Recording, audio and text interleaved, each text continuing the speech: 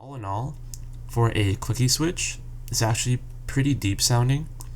If you are looking for a clicky switch that is on the deeper side, definitely recommend box whites with the KBD67 Lite. Now, clicky switches do have a reputation of being annoying, loud, and higher pitched. However, the KBD67 Lite is a good way to kind of make the sound deeper, as well as dampen the loudness of the keyboard.